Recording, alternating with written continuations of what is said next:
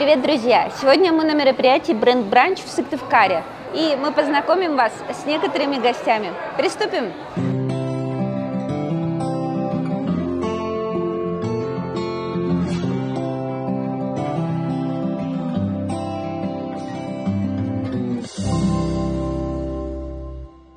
Мы с вами не знакомы. Представьтесь, пожалуйста. Меня зовут Новосельцева Алена, я фотограф, также организовываю фототуры для девушек и занимаюсь продвижением экспертов.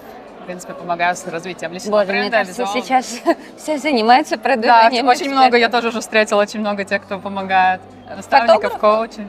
Не только фотографов я беру, но ко мне очень много приходят именно творческие профессии, потому что я отметила, что у них есть проблема с тем, как продать свое творчество. То есть люди действительно делают какие-то классные, качественные, да, продукты, то есть там, не знаю, художники, там, фотографы, просто там свечи-варенье, что угодно, да, то есть очень много творческих профессий, но у людей не хватает как будто бы знаний, как это все грамотно продать, да. То есть... И как грамотно надо продать?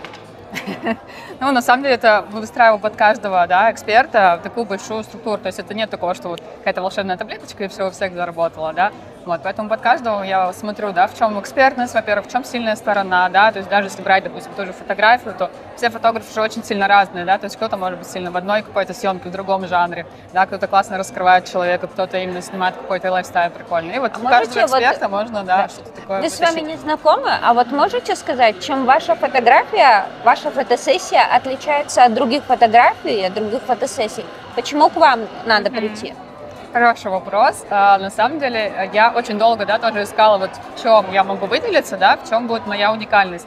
И одна из моих классных уникальных фишек, то, что я делаю каждую съемку, стараюсь продумать такое, да, чтобы она была не как у всех. То есть я могу даже в какой-то очень стандартной локации, да, снять так, что ее потом никто не узнает. Хотя все мы живем в Сыктывкаре, и люди думают, что, о, это в Москве снято, о, это там где-то снимала. Я говорю, так вот в Сыктывкаре у нас, вот, пожалуйста, то есть, да, за счет какого-то декора, за счет правильного света, образа, то есть могу создавать там все что угодно, да, абсолютно какую-то разную идею. Работаю с большой командой под ключ, то есть у нас и стилисты, визажисты, костюмеры.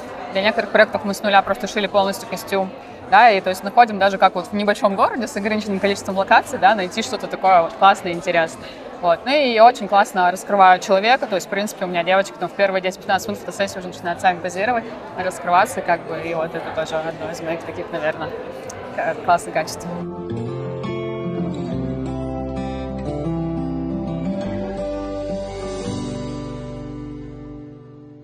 Слушай, ну я не думаю, что кто-то тебя не знает, но все же представься для наших зрителей. Меня зовут Бирня Екатерина, и я ведущая самых ярких мероприятий. О, какая яркая женщина ведет яркие мероприятия. Спасибо. Ты была сейчас в Сочи? В Сочи нет, в Сочи Нет. я не была. Я была в декрете. Сколько у тебя детей уже? У меня уже 2 деток. Вот, и сейчас я чувствую, что пришло время дальше дарить праздник людям, потому что во мне очень много энергии, так и хочется ею поделиться. А как ты наполняешься? Вот откуда так много энергии? Что ты делаешь для этого? Я просто живу и радуюсь каждому дню.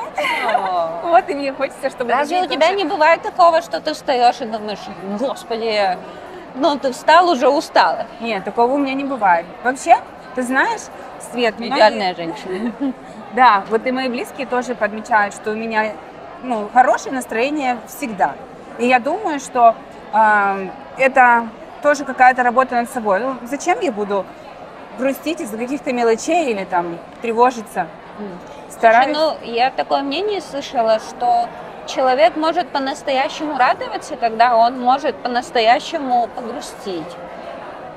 Но не без этого. Погрустить-то я тоже могу. Вот этих ведущих-то масочку-то мы сейчас подснимем. Нет, ну, конечно, я тоже человек. Я тоже умею грустить и прочее. Но думаю, что этих моментов много у нас у всех.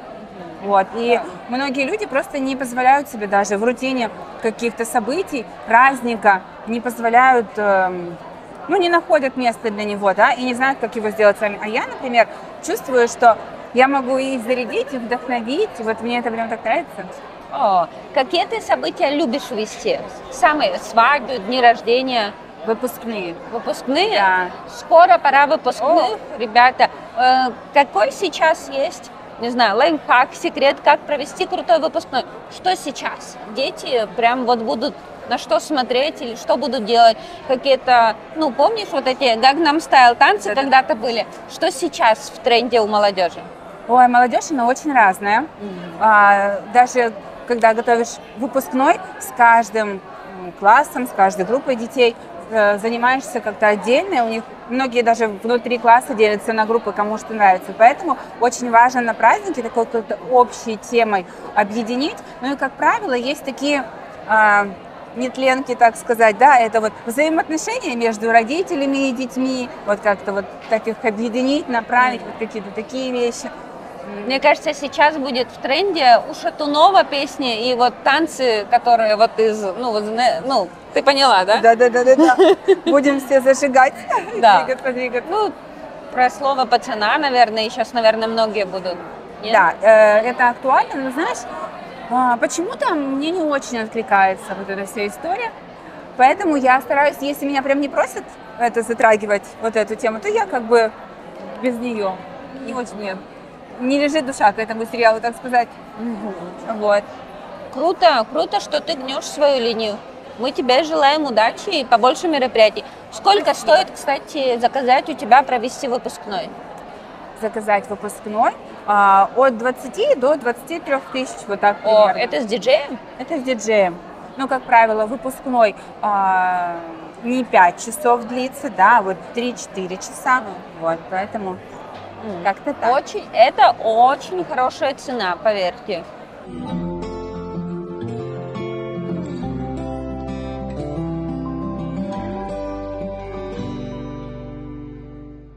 Мы знакомы с Настей, поэтому я ее заочно знаю.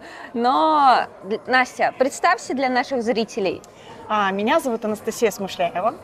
Я сейчас развиваюсь глобально в 3 направлениях, и мне это безумно нравится. Одно из них такое очень мужское, это производство пива, крафтовое производство пива в Сыктывкаре, а 2 это таких вот девчачьих, это мое направление художественное. Я сейчас еще больше погружаюсь, раньше это была только эпоксидная смола, а сейчас это мастер зеркальных техник. И новое направление. Что за мастер зеркальных техник? В общем, это картины, когда туда вписываются настоящие зеркала. То есть я учусь работать стеклорезом, и какие-то элементы, тонкие, круги, квадраты, линии мы дополняем. Например, грива льва, она состоит, представляешь, не просто из художественных элементов, а там еще зеркала вписаны. То есть в интерьере это вау-эффект. И у меня прям глаза горят, я сейчас обучаюсь на это, и могу сказать, что там мастерство, оттачивается очень, долго. Подожди, но ты вчера, мы играли в футбол, в женский футбол, ты вчера была с Яной Аймамс. Да, все верно. Вот 3 направление, я поняла, что мне хочется еще свои организаторские способности проявлять, потому что если мы что-то у себя не проявляем, качество какое-то, нас потом это где-то выбивает. Мне нужно организовывать, коллектив на заводе небольшой, у нас микропроизводство, там я за 2 года все наладила, в своем художестве там только я, и поэтому мне нужно эту энергию куда-то еще направлять. Я ее направляю вот именно на организацию игр. Мы на мероприятии для предпринимателей, на бренд-бранч, и, как правило, предприниматели говорят, что если ты хочешь добиться каких-то результатов, то важно развиваться в одной сфере. Что ты скажешь на это? Было такое 2 года назад, и у меня пошел внутренний дисбаланс. Я начала думать, где и в чем. То есть, может быть, дело, которым я занимаюсь, оно не мое. И пришла к выводу, перебирая разные варианты, что моя внутренняя гармония достигается за счет развития этих направлений. Вот. То есть я четко понимаю, что я человек структуры, я ее реализую здесь. Я человек творческий, я его реализую здесь. И очень важно не распыляться, да, ты правильно говоришь, но я четко знаю, что у меня на каждую из сфер выделено. То есть в творчестве я не позиционирую себя как человек, который занимается только этим. У меня ограниченное количество мастер-классов, и на это есть клиенты. То есть 1 раз в месяц. Плюс я рисую и продаю потом дорого то, что я произвела на свет. Вот так. Круто. Да. Мы тебе желаем только удачи. Спасибо. И пусть твои картины будут по всему миру. Встретимся через год, посмотрим, какая еще новая сфера у тебя прибавится. Может быть, да, просто разовьется еще какое-то качество, которое надо прокачивать. Супер, спасибо, Настена, удачи. Вы выглядите просто потрясающе. Ой, благодарю. Очень эпатажно даже. Вы тоже шикарны в моем любимом цвете. Да, спасибо. Я сегодня под прикрытием. Ага, хорошо. Я поддержу вашу историю. Представьтесь, у вас, возможно, салон красоты. Да, Супер. да, Да. и не только. Надежда Преображенова, студия красоты. С моим же наименованием студия красоты Надежды Преображеновой. Но еще помимо этого у меня бутики с сумочками. С необычными. Да. В детском мире и в Максе на 2-м этаже у нас остров. Какие сумочки? Ой, они мега крутые. 5 брендов мы представляем. Я владелец 2 брендов Российской Федерации. Вот, поэтому по России снабжаю девушек шикарными сумками. Они необычные. Есть, конечно, классические, но больше любим что-то такое. Изюминку. Сама люблю выделяться, как вы, наверное, заметили. Да. Изюминка это из бисера, не знаю, из смолы. Они обычные сумочки. Это у нас натуральная кожа и эко-кожа премиум класса. Мы работаем напрямую с фабриками. Вот. И, чтобы вы понимали, например, на натуральной коже сумочки не просто, как мы привыкли, натуральная кожа, там какое-нибудь название бренда, там, не знаю, там может быть замок, там может быть нашит какой-то цветок, там пришиты какие-то детали, типа вот камушков, стразинок, что-то вот такое, то есть они необычные очень. Вы богатая женщина? Я да.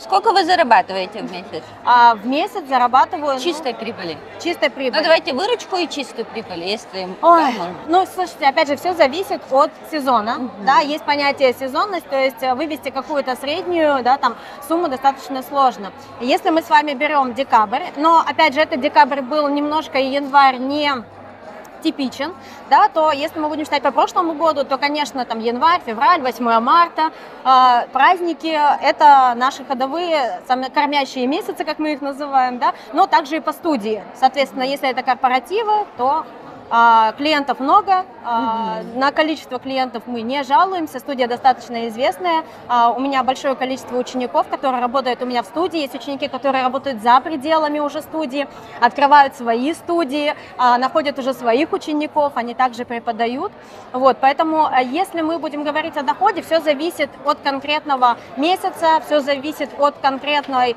ситуации, опять же, в стране, да, мы же понимаем, что... Самый минимум и самый максимум. Но самый минимум по 2 бизнесам или по одному? По 2. Вот, налоги плачу, могу спокойно говорить. Ну, давайте так, минимум, наверное, 1200-250, максимум, может дойти до там 800-700 тысяч. Это чистая или выручка?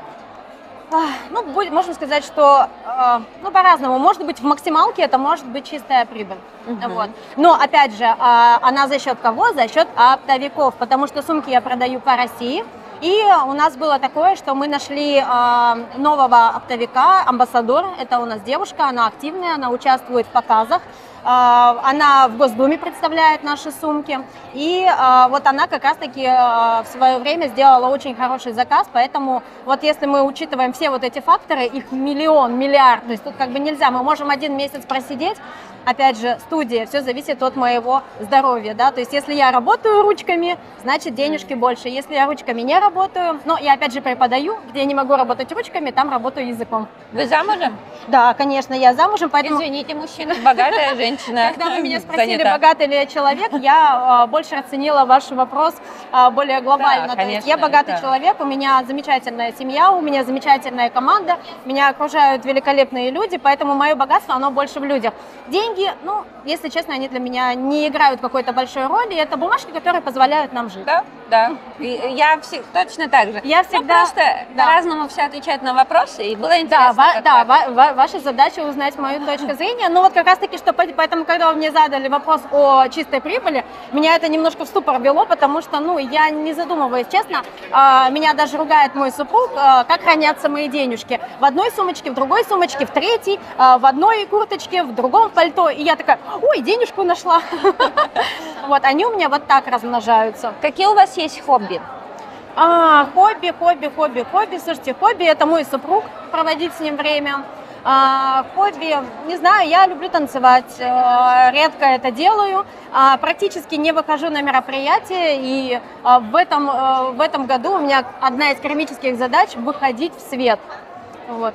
Ну, я еще помимо всех вот этих моих там, я говорю, я сама львица по натуре, там корона видна, не мешает, она в камере хорошо видна, да? Вот, я львица, то есть у меня большие амбиции, помимо того, что у меня сумочки, помимо того, что я стилист-визажист, преподаватель, я еще энергопрактик, мастер третьей ступени рейки. Сейчас у Натальи Можиковой прохожу обучение по душевной нумерологии, да, по предназначению души. То есть я еще помогаю людям духовно. Круто, вы просто невероятные. Рада с вами познакомиться. Благодарю, надеюсь, будем чаще видеться. Да, обнимемся.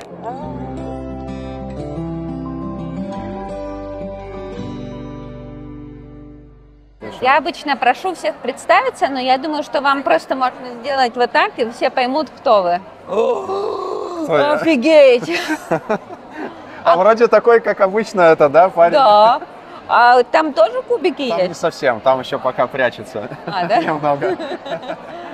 Вы фитнес-тренер. Да. Можете представить имя, фамилия для тех, кто вас, возможно, не знает? Хотя, мне кажется, вы довольно известны. Ну да, меня зовут Роман Михайленко, я фитнес-тренер.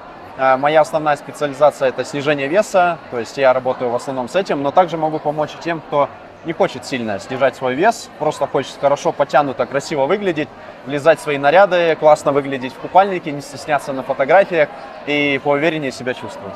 А вы можете сказать немного про свой стиль? Вот мне кажется, да, что фитнес-тренеры, они многие делают, знаете как будто бы чуть-чуть, типа, психологическим термином на абьюзе, да? То есть не из любви, а там, типа, тебе надо вот это. Как будто бы вот людей могут воспринимать как просто тела. А можете рассказать про свой подход? Вы с любовью, вы там говорите своим девочкам, например, о да, миленькая, ты все хорошо работаешь, или говоришь, о, там по попе бьете и говорите, давай быстрее. Ну да, я понимаю, о чем идет речь. Мне кажется, такой подход используют те, кто вот в подвальных качалках такой занимается, старшие такие вот люди, то есть там за 40 плюс. То есть, возможно, да. Абьюз. А?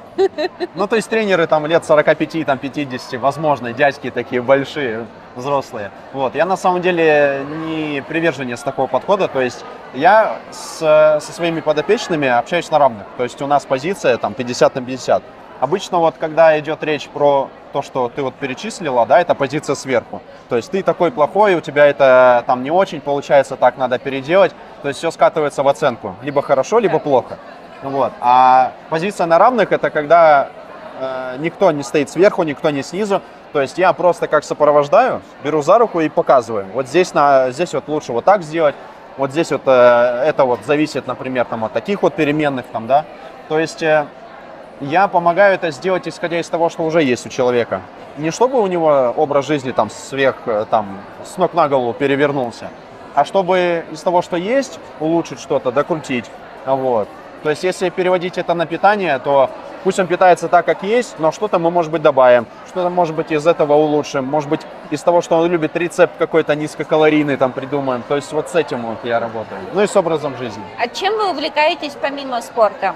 Ну, я очень люблю активный отдых, то есть катаюсь на сноуборде, хожу играть в теннис, хожу играть в футбол. У меня это сезонно, то есть сноуборд — это, понятно, в зимний период.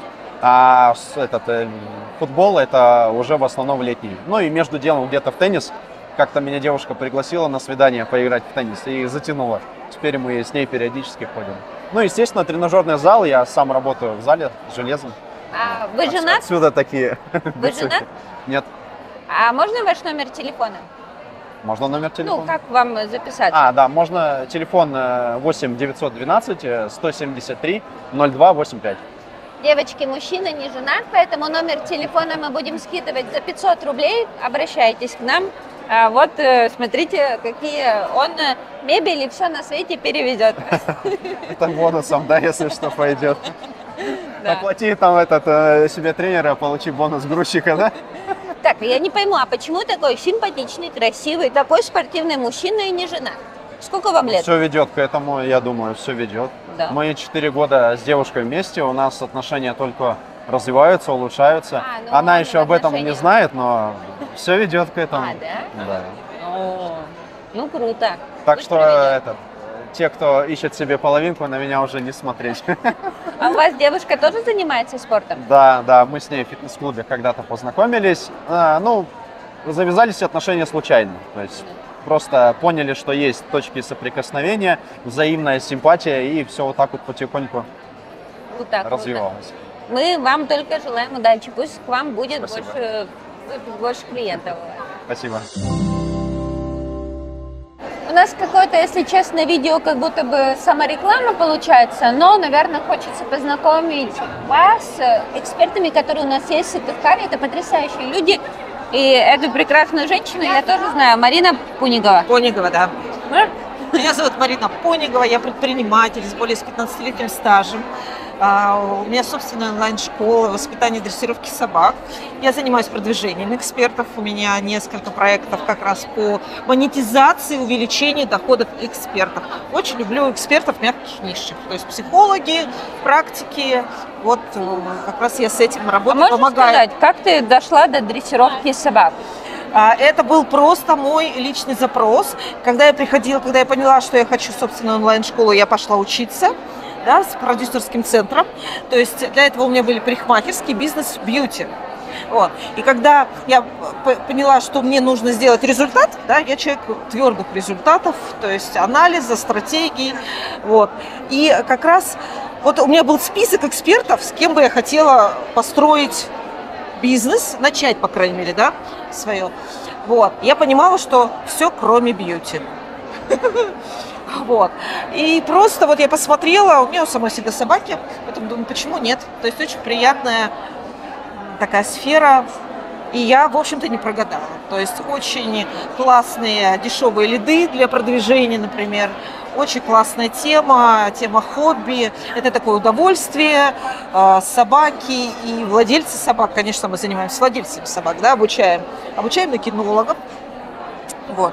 То есть это такая приятная Слушай, ну это тема. интересно то, что, ну, я, как правило, я думала, то, что твоя работа, она отражает твою какую-то внутреннюю составляющую, то, чем ты горишь, что тебе нравится. Да. А ты, получается, выбирала головой. Что, А я чем тебя занять? управленец. Это я управляю процессами. То есть, да, я как раз и сейчас занимаюсь масштабированием, как раз анализами и стратегией своих школ и помогаю экспертам в других сферах, так скажем, как раз стратегию свою выработать всегда. Ну, такая серьезная женщина. Я даже рядом Я с в ней твердых результатах, да, живу. подтянулась в струночку.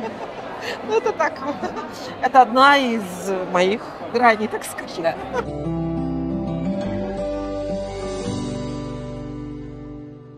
Да. Этот человек попал к нам на интервью по блату. Это моя тетя. Поэтому мне очень сложно здесь задать какие-то вопросы. Но это очень крутой специалист нашего города, логопед, которая... Ну, Катя, расскажи, пожалуйста, у тебя ведь дети приходят, те, которые даже, например, не умеют разговаривать, или, например, у них нарушено... Звукопроизношение. Да, и в том числе и поведение нарушается, то есть они не говорят, они могут, например, кричать, бить, и к Кате приходят такие дети, и за там какую-то работу, да, не знаю, месяц, год, ты восстанавливаешь этих детей. А можешь рассказать про методы, которые ты используешь в своей работе? Да, ко мне обращаются дети, родители детей, допустим, по запуску речи, те, у которых нет зрительного контакта, которые дети не слышат обращенную речь, хотя и слух, и зрение сохранны. Вот. И здесь я начинаю работать через родителей. То есть прорабатываем сначала детско-родительские отношения, чтобы, если ребенок особенный, то чтобы родители приняли этого ребенка и научились с ним взаимодействовать. Как правило, вот такие родители, они стыдятся своих детей, и многие проблемы идут из-за этого. И ребенок, и запуска речи быть не может, да. То есть нужно сначала здесь наладить взаимоотношения детей и родителей, а потом уже работать дальше над целью, над задачей. Вот. А что ты делаешь? У тебя же есть еще логосенсорная студия. Да. как Да. она называется? Да, это сенсорная интеграция, это то, чем мы занимались в детстве, прыгали, скакали, бегали, соответственно, у нас развивался вестибулярный аппарат. Вот, а вестибулярный аппарат – это президент над нашим организмом. Вообще сенсорная интеграция – это теория ощущений, и когда ребенок не чувствует свое тело, схема тела нарушена, соответственно, все импульсы в мозг не идут, нейронные связи не работают, и поэтому ребенок не понимает, не слышит. Вот. Я учу их слышать себя, чувствовать свое тело, чтобы мог ребенок полноценно, допустим, если он упадет, он мог чувствовать, что у него есть руки и ноги, вставать и идти. Просто на самом деле сегодня это одна из больших проблем, когда дети не реагируют даже на обращенную речь. Нет, допустим, если позовешь по имени, ребенок даже не откликается, хотя и слух сохранен. Работают вот над этими процессами, а потом уже, это же первичная проблема, то есть первичная задача, которую нужно решить, а потом уже переходить, допустим, на запуск речи. А запуске речи по данным детям даже речи быть не может, потому что это вторичная уже задача. Поэтому только через это.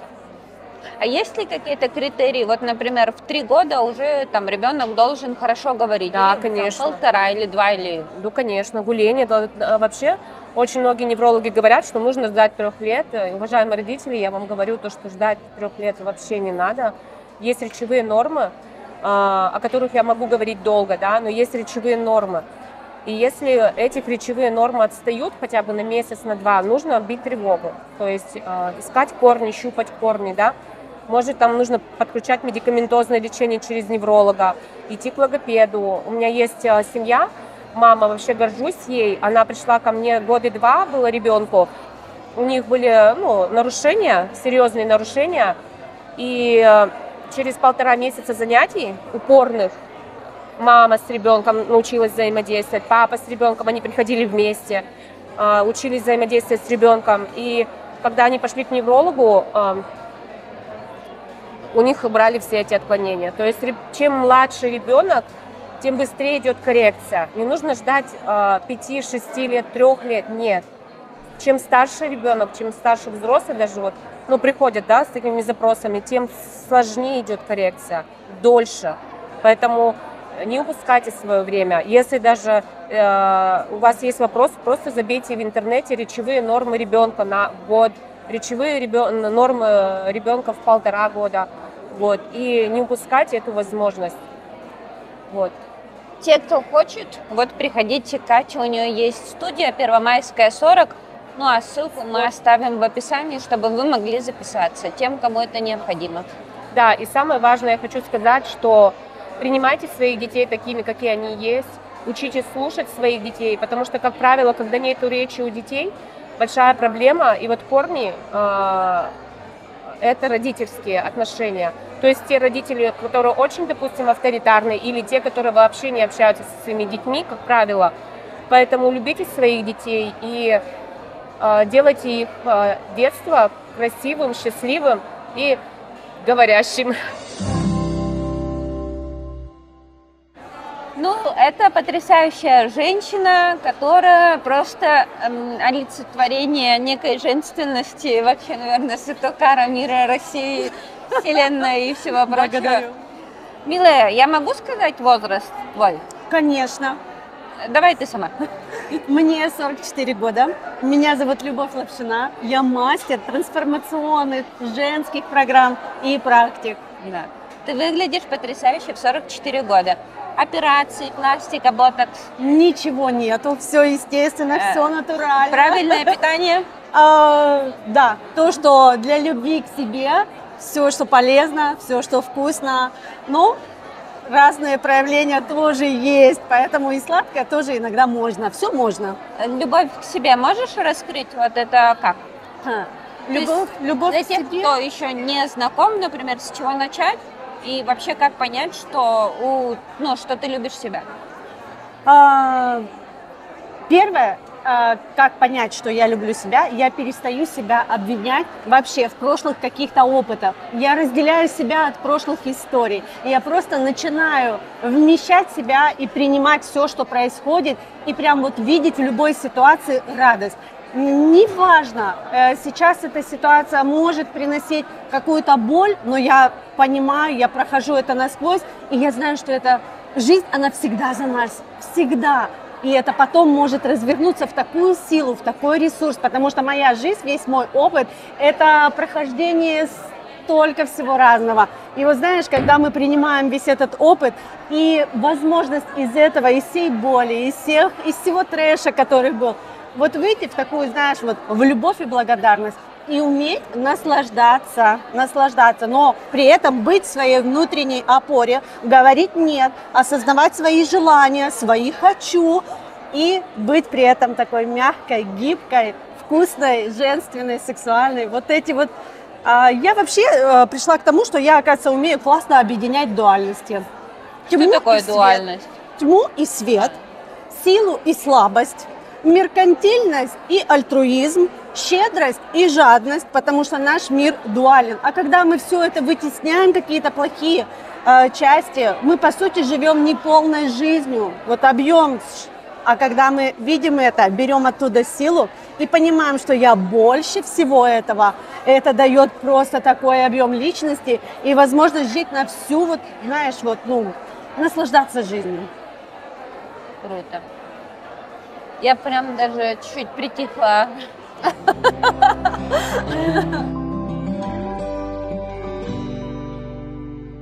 Мне кажется, что вас никому представлять не надо. А вдруг? Давайте представьтесь тогда для зрителей, для тех, кто не знает вас. Меня зовут Алена Дьяконова, я эксперт по личному бренду, организатор мероприятий, организатор сообщества, которое называется «Бренд Бранч». Уже 4 года идет это мероприятие, да, на первое мероприятие вы говорили, у вас 19 человек было, сегодня? Сегодня сотня. Сегодня сотня, это при том, что не все влезли, потому что мы искали помещение больше. В итоге нас было бы, наверное, человек 150. Да. Вы сейчас живете в Турции? Да. Почему вы переехали? Когда я 35 лет прожила в Сыктывкаре, я поняла, что хочется чего-то еще, и я поставила себе задачу пожить в разных городах и разных странах. То есть я пожила 1,5 года в Москве, потом подумала, надо куда-то дальше, и первая, ближайшая, это Турция, потому что меня туда позвали друзья. Поэтому 1,5 года в Турции, и дальше в планах еще другие страны. Да, так что в Турции я не навсегда. Чем вы там занимаетесь? А в Турции сначала я проводила тоже мероприятия, тоже бизнес-завтраки, нетворкинги. У меня была франшиза квизов, которую я купила. Там были детские мероприятия, взрослые, много всего. На английском? На русском, для русскоязычной аудитории. Да, и плюс мы с ребятами создали там русскоязычное сообщество. Это не коммерческий проект. И мы там тоже объединялись и помогали друг другу. А эксперт по личному бренду, это вы онлайн работаете? Когда была в Сыктывкаре, работала офлайн, то здесь очень много в Сыктывкаре моих клиентов, учеников, и собственники косметологии, и психологи, и предприниматели, и наемные сотрудники, которые хотели карьеру построить или свое дело начать. То есть они ко мне обращались, и мы в формате консультации или обучения, курсов проходили тему личного бренда. А потом я ушла в онлайн, то есть у меня был онлайн-курс, и я сама в роли продюсера запускала другие онлайн-курсы. И по психологии, по нумерологии, по другим темам, по медицинскому бизнесу. Поэтому сейчас онлайн, хотя хочется вернуться в офлайн. А можете сказать, почему вы скучаете, живя в Турции, или когда вы жили в Москве? Ну, давайте начнем с Турции.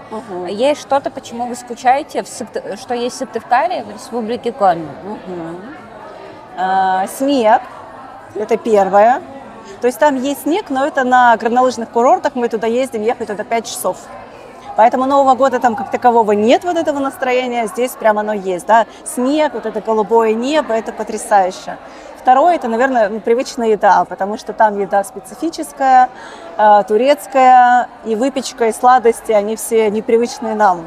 И поэтому наша любимая там колбаска зеленецкая, вычек, да, кузина, вот это все то, что я приехала и сразу начала есть, я прям соскучилась.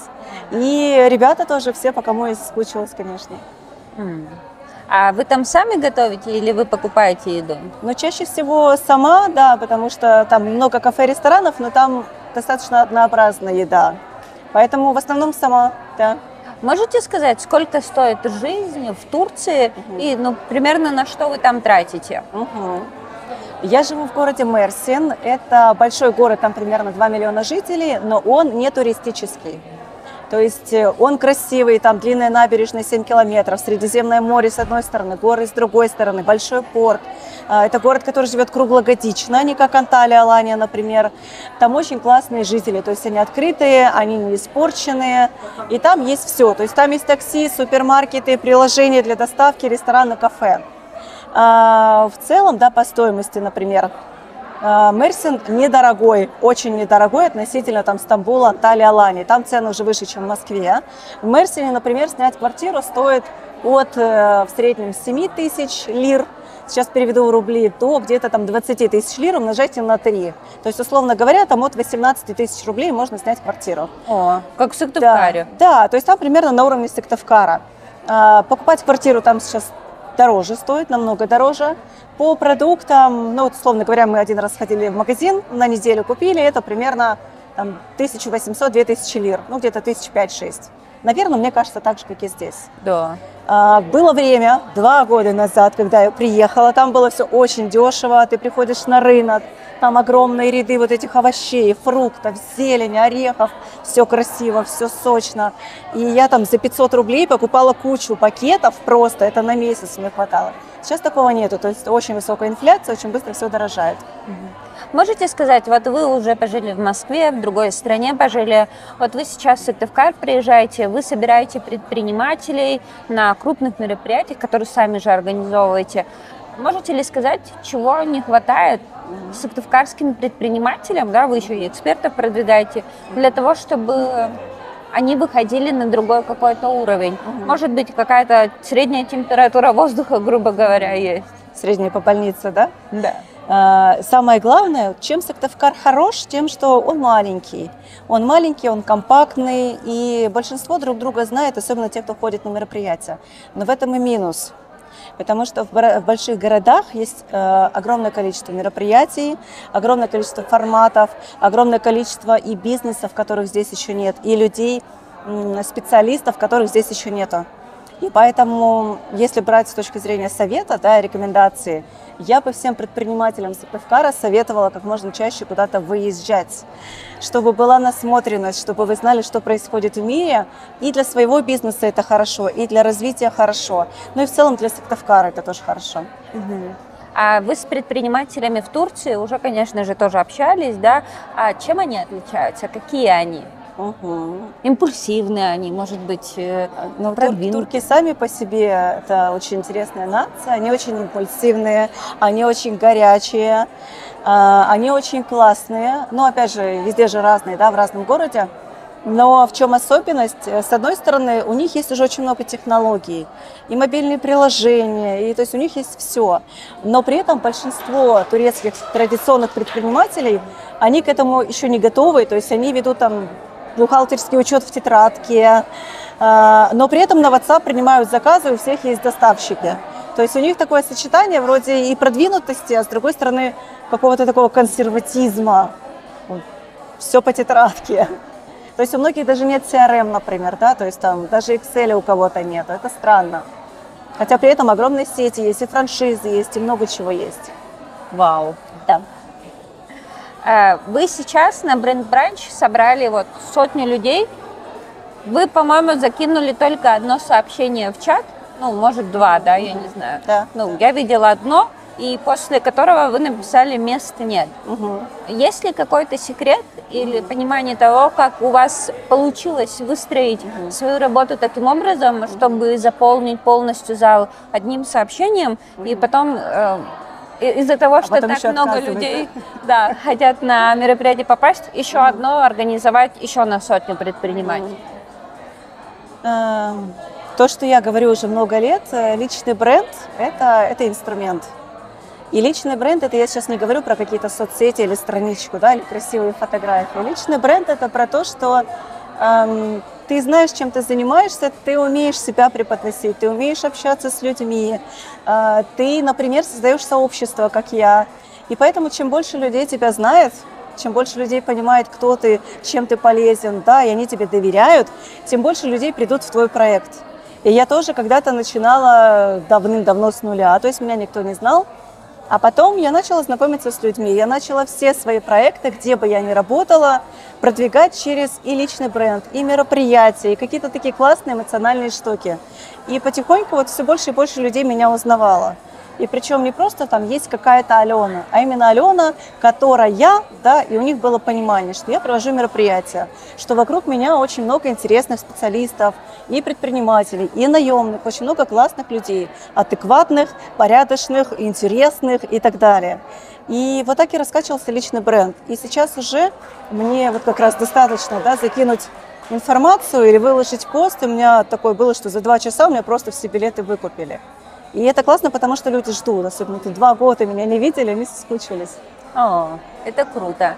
А вы можете раскрыть какие-то цифры, вот сколько организация бренд-бранча приносит вам денег, там, выручки, чистой прибыли, сколько расходов вы тратите на организацию, если можно, да, раскрыть какие-то цифры? Вот для меня изначально бренд-бранч – это не коммерческая история, потому что у меня нет задачи там каждую неделю проводить мероприятия, зарабатывать вот столько-то денег. У меня бренд-бранч – это возможность соединить их всех, чтобы мне лично с каждым не встречаться и не сводить их по одному. Поэтому для меня это скорее такая радость и облегчение в моей же жизни. По поводу финансов, да, ну вот если, например, брать сегодняшнее мероприятие, то основные расходы – это аренда помещения, это фотограф, это диджей, это какая-то раздатка, например, или подарки. Ну, собственно, вот. То есть и этого всего могло бы не быть. Это все лишь для атмосферы, для удобства, для комфорта.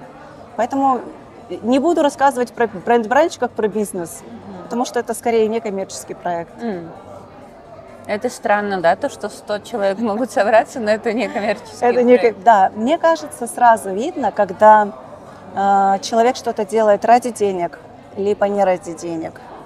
Потому что вот все, кто здесь находится, они все приходят на бранч не потому, что я хочу на них заработать, а потому что я их всех обожаю, и я просто удивляюсь, насколько они все интересные и классные. И им тоже это нравится, они это чувствуют, и они приходят. И я думаю, в любом проекте это видно. Вы думаете, что изначально нужно, если делаешь какой-то проект, не ради денег делать? По-разному, все по-разному. Если есть задача зарабатывать деньги, зарабатывайте деньги. Если есть задача что-то делать для души, делайте для души. В какой-то момент это может монетизироваться, это может дать деньги. Классно. Для кого-то деньги не важны, они не нужны, уже все потребности закрыты, но нужно что-то интересное, не хватает жизни, скучно жить, там все уже начинает тухнуть, и им какие-то проекты нужны просто для того, чтобы там начать что-то новое и зарядиться. И это тоже классно. Я желаю вам, чтобы бренд-бранч как-нибудь прошел в другой стране с сыктывкарскими предпринимателями, чтобы вы позвали нас, всех, кто здесь присутствует, и чтобы мы могли куда-то выехать именно для того, чтобы съездить на бренд-бранч, и пусть у вас дальше процветает этот проект. Он очень крутой, и хочется, чтобы он гремел не только в Сыктывкаре, в Республике Коми, а по всему миру. Это хорошая идея. У меня был опыт, когда мы московских предпринимателей привозили в Санкт-Петербург, их объединяли. Там тоже было человек 50, небольшой такой маленький, между собойчик. Мы тоже проводили бренд-бранч. Им очень понравилось. Это классная идея. Мне кажется, нужно всех куда-то вывести. Да, я согласна. Да. Спасибо вам и удачи вам. Спасибо.